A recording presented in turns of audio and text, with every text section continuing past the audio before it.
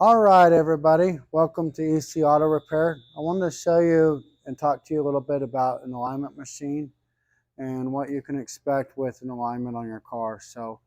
One of the misconceptions out there is people will come to us saying, "Oh, I need an alignment," and perhaps they actually do.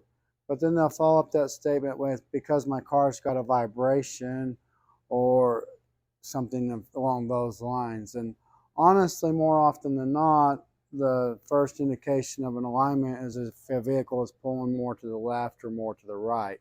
So we're able to bring it in. We're able to put these pods on all four wheels.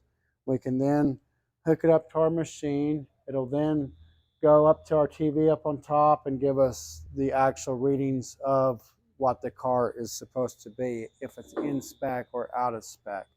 Sometimes with an alignment, there's front end components such as ball joints, control arms, or struts that are needed to actually be able to remedy it so that the car is repaired correctly to actually do a complete and accurate alignment.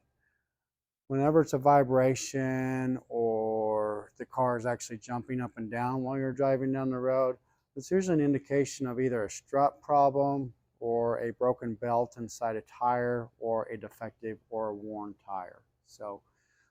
We do alignments.